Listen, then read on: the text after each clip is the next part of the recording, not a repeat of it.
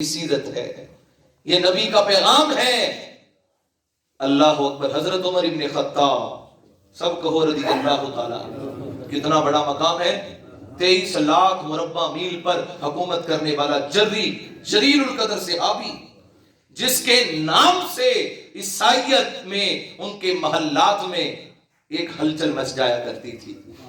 سرکار نے فرمایا میرا عمر جس رستے سے گزر جائے شیطان کبھی رستے پر نہیں جاتا۔ میرا عمر جب بولتا ہے اس کی زبان سے حق کے علاوہ کچھ نکلتا ہی کوئی نہیں۔ فرمایا لو کان نبی لکان عمر، میرے بعد کوئی نبی ہوتا تو اللہ عمر کو نبی بنا کر بھیج دیتا۔ اور بعد میں آنے والے لوگوں نے یہ کہا اگر عمر جیسا دوسرا بندہ دنیا میں آ جاتا عیسائیت کا نام و نشان ہی ختم ہو جاتا۔ ایسا جلیل القدر صحابی ہے جس کو میرا نبی نے دعا مانگ کر اسلام میں جو ہے داخل ہونے کی دعا مانگی ہے، اور اللہ نے اس کو اسلام کی دولت سے سرفراز کیا۔ عمر ابن خطاب، آپ اکثر گلیوں میں گشت کیا کرتے تھے اور موقع پر ہی فیصلے سنا دیا کرتے تھے۔ آپ تشریف لے جا رہے تھے، لوگ دور سے دیکھ کر گھبرا جاتے، لوگوں کے دلوں پر وحشت اور خوف طاری ہو جاتا، ڈر جایا کرتے۔ آپ تشریف لے جا رہے ہیں، سامنے سے ایک عورت آ رہی ہے۔ اس بات کو بابا فرید الدین نے اپنی کتاب میں لکھا ہے، راحت القروب میں۔ لکھنے والا بابا فرید ہے، اور لکھی کتنی خوبصورت بات ہے۔ اس عورت کے ہاتھ میں کوئی بالٹی ہے جس میں لسی ہے۔ کیا ہے؟ لسی۔ اس نے جب دیکھا عمر ابن خطاب آ رہے، ہاتھ کانپنے لگے، بالٹی گری، لسی سب کی سب ریتلی زمین تھی اس پہ گر گئی۔ عمر ابن خطاب جب آئے کہا اے عمر، تیرے خوف کی وجہ سے میرے ہاتھ سے بالٹی گر گئی اور یہ لسی ساری کی ساری زمین پر گر گئی، اس زمین سے میری لسی واپس لے کر دے۔ زمین سے لسی، یہ بابا فرید نے لکھا ہے۔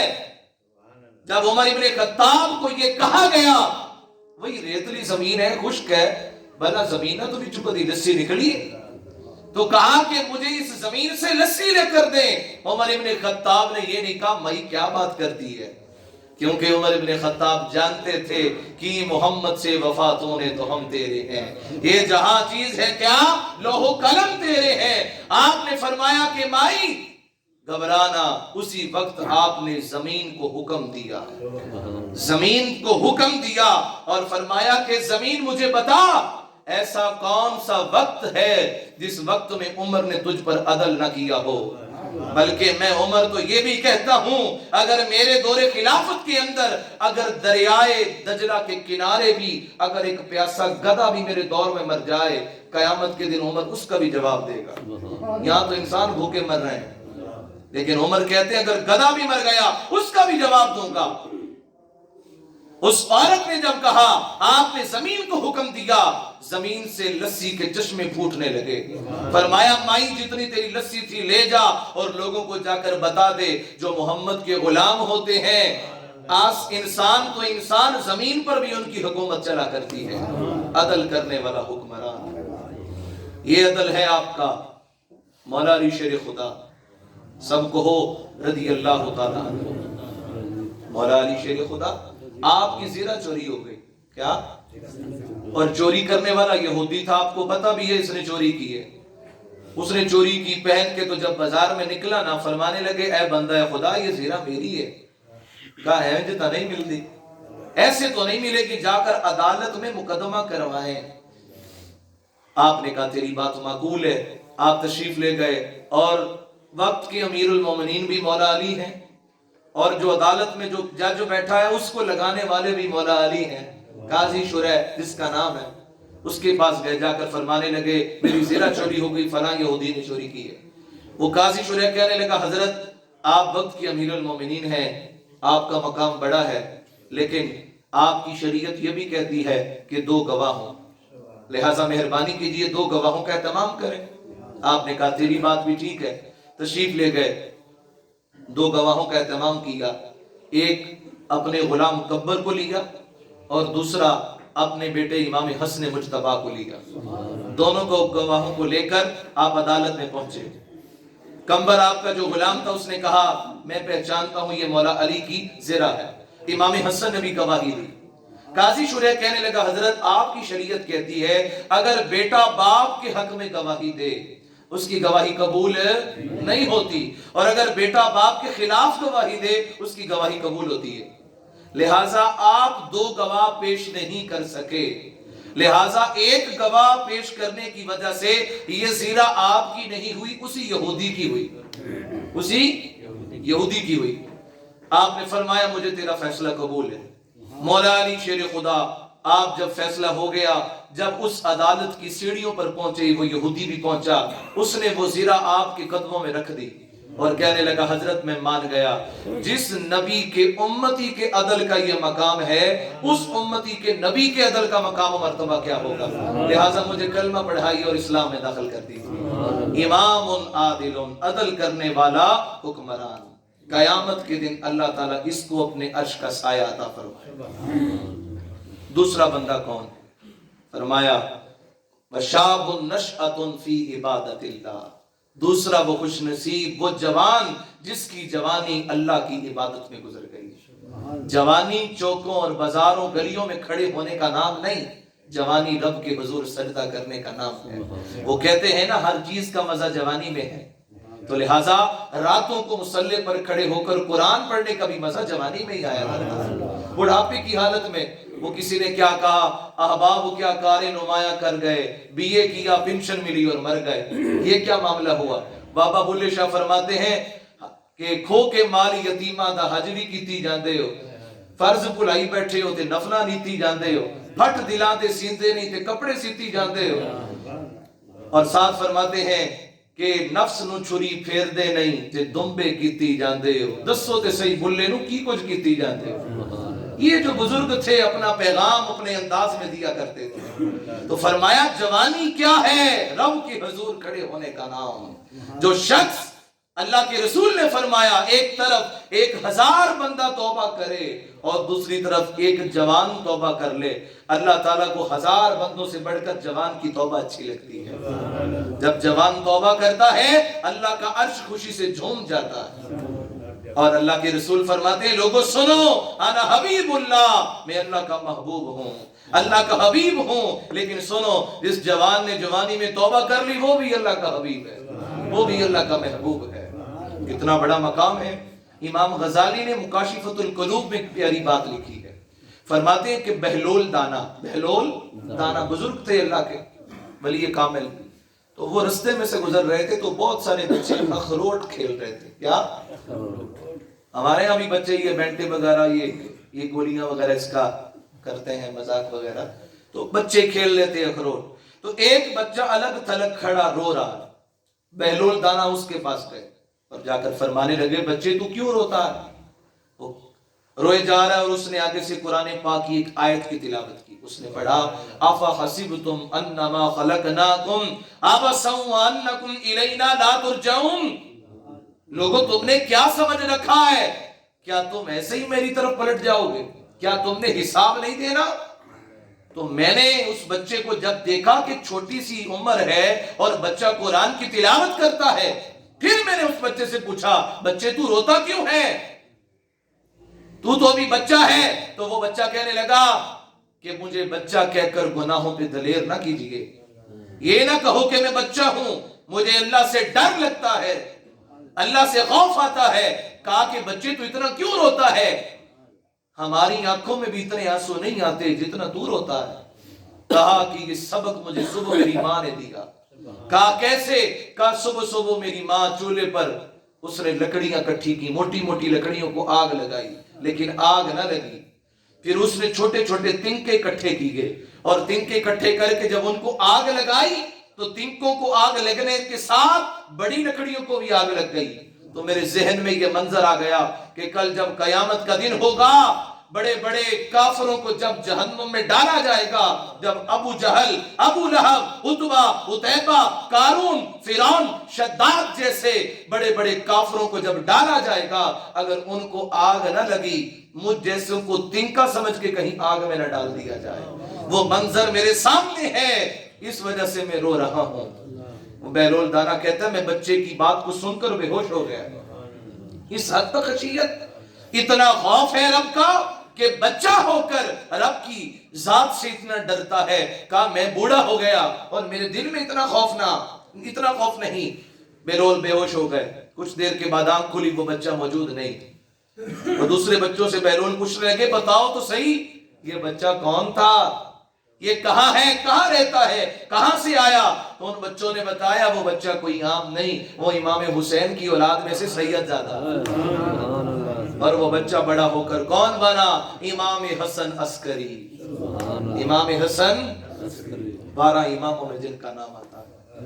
یہ خشیت ہے, یہ خوف ہے, جس نے جوانی میں اپنی عبادت کو گزار دیا, عبادت میں ساری جوانی کو گزار دیا. فرمایا کہ قیامت کے دن اللہ تعالیٰ اس جوان کو اپنے عرش کا سایہ عطا کرے گا. تیسرا خوش نصیب کون؟ وَرَجُلٌ قَلْبٌ مُعَلَّقٌ فِي الْمَسَاجِدِ. تیسرا بندہ وہ ہے کہ جس کا دل ہر وقت مسجد میں لگا رہتا ہے. کہاں؟ مسجد میں. مسجد سے محبت کرتا ہے, اللہ کے گھر کے ساتھ پیار کرتا ہے. جب دیکھو گھر سے پتہ کرو وہ کہیں گے مسجد میں ہوگا, دکان سے پتہ کرو وہ کہیں گے بھی مسجد میں ملے گا. ایک نماز ہوتی ہے مگر وہ ابھی نماز کا وقت پڑا ہوتا ہے, لیکن وہ گھنٹہ پہلے ہی مسجد میں آ جاتا ہے. اس کو اللہ کے گھر سے پیار ہی اتنا ہے.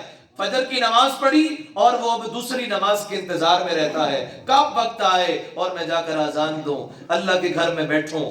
سرکار نے فرمایا المؤمن فی المسجد کالسمک فی الماء. مومن مسجد میں اس طرح ہوتا ہے جس طرح مچھلی خوشی خوشی پانی میں تیرتی ہے. والمنافق فی المسجد کالطیر فی القفص. اور منافق مسجد میں اس طرح ہوتا ہے جس طرح کہ کوئی پرندہ کسی جال میں پھنس گیا ہو. میں اکثر مولا علی شیر خدا کا قول پڑھتا ہوں. مولا علی فرماتے ہیں قیامت کے دن میرا اللہ مجھ سے پوچھے علی بتاؤ مسجد میں بیٹھنا ہے یا جنت میں جانا ہے؟ میں کہوں گا کہ مسجد میں بیٹھنا ہے, جنت میں نہیں جانا. پوچھا علی کیوں؟ اس جنت کے لیے تو لوگ عبادتیں کرتے ہیں. علی شیر خدا فرماتے ہیں میں جنت کے لالچ میں عبادت نہیں کرتا, میں جہنم کے خوف سے عبادت نہیں کرتا, میں اپنے رب کی عبادت فقط اس لیے کرتا ہوں کیونکہ میرا اللہ عبادت کے لائق ہے. فرمایا اس لیے عبادت کرتا ہوں اور قیامت کے دن میں مسجد میں بیٹھوں گا, جنت میں نہیں جاؤں گا. پوچھا کہ حضرت کیا وجہ؟ فرمایا جنت میں جانے سے علی راضی ہوگا اور مسجد میں بیٹھنے سے جنت والا راضی ہو جائے گا. مجھے جنت نہیں چاہیے, جنت والے کی رضا چاہیے.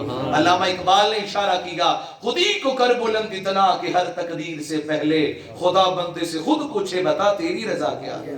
یہ جو مقام رضا ہے جب خدا ہی اس کا ہو گیا پھر جنت بھی اس کی, پھر لو بھی اس کا, پھر قلم بھی اس کا, پھر ساری کائنات اس کی ہو گئی. کی محمد سے وفاتوں نے تو ہم تیرے ہیں, یہ جہاں چیز ہے کیا لوح و قلم تیرے ہیں, سب کچھ پھر بندے کا. تو اس حد تک ان کی محبت ہوتی. حضرت عبداللہ ابن مسعود ہر وقت مسجد میں رہتے, ہر وقت اللہ کے گھر سے پیار کرتے. حضور نے فرمایا کچھ بندے جن کو اللہ کے گھر سے پیار ہوتا ہے وہ جب بیمار ہو جاتے ہیں مسجد میں نہیں آ سکتے. ان کی بڑی خواہش ہوتی ہے کہ میں مسجد میں چلا جاؤں, لیکن بخار ہو گیا, ان کی کوئی زخم آ گیا, کسی وجہ سے مسجد میں نہیں آئے. اب کیا ہوتا ہے؟ اللہ تعالیٰ کے فرشتے چونکہ مسجد میں موجود ہوتے ہیں اس بندے کی تلاش میں رہتے ہیں, وہ بندہ کدھر گیا. بندے پوچھتے ہیں نا ایک دوسرے سے, آج خیر تو ہے فلانا بابا مسجد میں کیوں نہیں آئے, فلانے حاجی صاحب مسجد میں کیوں نہیں آئے. اللہ کے فرشتے بھی اس تلاش میں رہتے ہیں آج وہ بندہ کیوں نہیں آیا مسجد میں. پھر حضور نے فرمایا وہ تلاش کرتے ہیں, جب نظر نہیں آتا پھر ان کو اللہ علم عطا کرتا ہے کہ وہ بندہ جس کو تلاش کرتے وہ تو بیمار پڑا ہے. اللہ پھر فرماتا ہے فرشتوں جاؤ میرے اس بندے کی عیادت کرو. پھر وہ فرشتے اس بندے کی عیادت کے لیے گھر جاتے ہیں اور جا کر اس کے لیے بخشش کی دعائیں کرتے رہتے ہیں. کس کے لیے؟ جس کو اللہ کے گھر سے پیار ہوتا ہے. لیکن ہمارے ہاں یہ ہے کہ ہم نے مسجد سے فقط تعلق جمعے کی نماز تک رکھا. جیسے ہی امام صاحب نے سلام پھیرا اور جوتیوں والی جگہ پر رش ہوتا جلدی سے مسجد سے نکل جائے. حضور نے فرمایا بری جگہوں میں سب سے بری جگہ بازار ہے, اچھی جگہوں میں سب سے اچھی جگہ مسجد ہے. لیکن آپ دیکھیں بازاروں میں ہجوم ہوتا ہے اور مسجد میں کوئی بندہ دیکھنے کے لیے جو ہے وہ نظر نہیں آتا, جبکہ ہونا یہ چاہیے کہ مسجد کے اندر ہمارا زیادہ وقت گزرے. سرکار علیہ السلام کے دور کے اندر ایک عورت, بوڑھی عورت جو کہ مسجد میں جھاڑو دیتی ہے, مسجد کی صفائی کرتی, یہ مسجد کی مٹی کیا ہے؟ مسجد کی مٹی، فرمایا مسجد کی مٹی جنت کی حوروں کی آنکھوں کا سرما ہے، حوروں کی آنکھوں کا سرما ہے۔ ایک صحابی جو کہ مسجد کی صفائی کر رہے تھے تو ان کے کپڑوں پر مٹی لگ گئی، میرے نبی جب آئے تو سرکار نے فرمایا میرے صحابی میرے گلے کے ساتھ لگ جا، میرے سینے کے ساتھ لگ جا۔ انہوں نے کہا کہ سرکار ہے، نبیوں کے امام ہے، مٹی لگی ہے، کپڑے جھاڑے، جب جھاڑے نا آگے بڑھے، فرمایا نہیں اب رہنے دے، جس کے لیے سینے سے لگانا تھا وہ تو کام ہی تو نے ختم کر دیا۔ اس حد تک سرکار کو مسجد کی مٹی سے محبت ہے، اور مسجد کا تو مقام ہی اوپر ہے۔ تو وہ بوڑھی عورت مسجد کی صفائی کرتی ہے، میرے نبی روزانہ آتے ہیں، اس کو دیکھ کر مسکراتے ہیں، دعا کرتے ہیں۔ صحیح بخاری کی حدیث ہے۔ ایک روز سرکار کسی سفر پہ چلے گئے، کچھ دن لگ گئے، تو حضور جب واپس آئے اس عورت کو دیکھا نہیں، وہ موجود نہیں۔ سرکار نے فرمایا وہ عورت کدھر گئی؟ صحابہ کہاں ہے وہ عورت جو مسجد کی صفائی کرتی تھی؟ یا رسول اللہ وہ اس کا تو انتقال ہو گیا، ہم نے اس کا جنازہ پڑھ کے اس کو دفن کر دیا۔ ہم نے کہا کام سی، فرمایا تم نے محمد کو بتایا کیوں نہیں؟ مجھے بتایا کیوں نہیں کہ اس کے جنازے کا اہتمام تم نے خود ہی کر کے اس کو دفن بھی کر دیا؟ یا رسول اللہ وہ تو ایک عام سی عورت تھی۔ فرمایا تم نے اس کو عام سمجھا ہے جو اللہ کے گھر کی صفائی کرے؟ وہ عام عورت ہے۔ فرمایا چلو محمد کو اس کی قبر پر لے چلو، محمد کو اس کا جنازہ دوبارہ پڑھے۔ حضور نے اس کی قبر پر جا کر جنازہ جو ہے وہ پھر پڑھا، کیونکہ حضور تمام امت کے وارث ہیں، امت کے ہوتا مسئلہ یہ ہے کہ شرعی مسئلہ یہ ہے کہ جب وارث نماز پڑھ لے جنازہ کی تو پھر دوبارہ نہیں پڑھا جاتا۔ اب چونکہ حضور اپنی امت کے وارث ہیں تو لہٰذا اس حیثیت سے سرکار نے اس عورت کا جنازہ پڑھا۔ تو سرکار علیہ السلام نے ایک مقام بتایا، رتبہ بتایا کہ اللہ کے گھر کے ساتھ پیار کرنے والے کی شان کیا ہے۔ تو 3 بندے ہو گئے، اور چوتھا کون؟ فرمایا چوتھا وہ شخص کہ جس کو کسی عورت نے گناہ کی دعوت دی اور اس نے آگے سے کہا انی اخاف اللہ، میں اللہ سے ڈرتا ہوں۔ اس نے بدکاری کی دعوت دی، اور عورت بھی کوئی عام نہیں، جس کا حسن بھی بے مثال ہے، جس کے پاس پیسہ بھی ہے، جائیداد بھی ہے، مال بھی ہے، اور حسن بھی ہے۔ اس لیے سرکار نے فرمایا گندگی کے ڈھیر پر اگے ہوئے سبزے سے بچا کرو، گندگی کے ڈھیر پر اگے ہوئے سبزے سے بچو۔ یا رسول اللہ یہ کون ہے؟ فرمایا وہی عورت کہ جس کا حسن بھی ہے، مال بھی ہے، جائیداد بھی ہے، لیکن اس کے دل میں خدا کا خوف نہیں، یہ وہی عورت ہے۔ فرمایا اس سے بچا کرو۔ فرمایا وہ عورت کہ جس نے کسی جوان کو گناہ کی دعوت دی۔ امام غزالی نے ایک بہت پیاری بات لکھی ہے، مثال دے کر سمجھایا۔ فرماتے ہیں کہ ایک جوان اپنے والد کے ساتھ، بزرگ والد کے ساتھ کپڑے کا کاروبار کرتا تھا۔ کس کا؟ کپڑے کا۔ تو ایک عورت آ گئی، بہت سارا اس کے پاس پیسہ تھا، اس نے بہت سارا کپڑا خرید لیا، اور اس کا جو جوان بیٹا تھا بڑا حسین و جمیل تھا، خوبصورت تھا۔ اس نے جب بہت ساری گٹھڑیاں باندھ لی کپڑوں کی، کہا اپنے بیٹے کو میرے ساتھ بھیجو۔ وہ اس پر فریفتہ ہو گئی، اس کا دل اس کی طرف بہک گیا، مائل ہونے لگی، تو کہا اس کو اپنے بیٹے کو میرے ساتھ بھیجو۔ گٹھڑیاں اس نے اٹھائیں، اس کے جب گھر پہ پہنچے اس نے گھر کا دروازہ بند کر دیا اور سارے غلاموں کو چھٹی دے دی، کہا کہ جاؤ تمہیں آج کی چھٹی ہے۔ دروازے بند کر دیے۔ اب اس کو گناہ کی دعوت دینے لگی، بار بار جب اصرار کیا، اس جوان نے ہر مرتبہ یہ کہا میں اللہ سے ڈرتا ہوں، میرے دل میں خدا کا خوف ہے۔ اسی طرح جس طرح سے زلیخا نے حضرت یوسف کو گناہ کی دعوت دی، اور اس کا ذکر اللہ نے قرآن میں کیا، وَلَقَدْ هَمَّتْ بِهِ وَهَمَّ بِهَا وَاسْتَبَقَ الْبَابَ وَقَدَّتْ قَمِيصَهُ۔ اس نے سارے دروازے بند کر دیے اور حضرت یوسف کو گناہ کی دعوت دینے لگی۔ حضرت یوسف نے فرمایا تیرا بت، تیرا خدا تیرے سامنے ہے، کیا تجھے تیرے خدا سے حیا نہیں آتی، شرم نہیں آتی، اس کا خوف نہیں آتا؟ اس نے کہا کہ یہ کون سا بات ہے؟ اس نے ایک موٹا کھیس اپنے بت پر دے دیا، کہا لو اب یہ تو دیکھ بھی نہیں سکتا۔ فرمایا تیرا ایسا خدا ہے اگر اس کے سامنے پردہ دے دو وہ دیکھ نہیں سکتا، میرا خدا تو 7 بند کمروں میں بھی یوسف کو دیکھ رہا ہے۔ جب یہ دل کے اندر تڑپ آئی، جب یہ جملہ کہا، 7 کے 7 دروازے جس کے تالے کی چابی فقط زلیخا کے پاس تھی، وہ دروازے خود بخود کھل گئے، اور اللہ نے حضرت یوسف کو اس گناہ کے اڈے سے جو ہے وہ رہائی عطا کی، اور اللہ فرماتا ہے لولا ان رأى برہان ربی، اگر یوسف ہماری نشانی نہ دیکھتے، ہماری نشانی نہ دیکھتے، جو اس وقت زلیخا گناہ کی دعوت دے رہی تھی، ہم نے ان کے سامنے اپنی نشانیوں میں نشانی کر دی، اگر وہ اس نشانی کو نہ دیکھتے تو وہ گناہ کی طرف مائل ہو جاتے، گناہ کی طرف چلے جاتے۔ علماء نے فرمایا وہ نشانی کیا تھی؟ وہ نشانی کیا تھی؟ ایک محدث گزرے، شاہ محدث دہلوی، تفسیر عزیزی میں لکھتے ہیں، کہا وہ نشانی کون تھی؟ کہا کہ وہ سورت محمد تھی، سورت محمد۔ انہوں نے جب حضور کے چہرے کو دیکھا، کہا کون نظروں پہ چڑھے دیکھ کے تلوا تیرا، جس نے سورت محمد کو دیکھ لیا وہ زلیخا کی طرف کیسے مائل ہو سکتا؟ اس لیے حضور کے حسن کو دیکھا تو ادھر سے دل ہٹ کر حضور کی طرف مائل ہو گیا، کہا اگر وہ حضور کو نہ دیکھتے تو گناہ کی طرف مائل ہو جاتے۔ تو میں اس کہہ رہا تھا کہ اس عورت نے جس نے کپڑا خریدا، جوان کو دعوت دی، اب وہ بیچارہ پریشان کہ دروازے بھی بند کر دیے، میں کیا کروں؟ اس کے ذہن میں خیال آیا، کہا کہ ایک شرط پر تیری طرف مائل ہوں گا، کہا میں بیت الخلاء میں جانا چاہتا ہوں قضائے حاجت کے لیے۔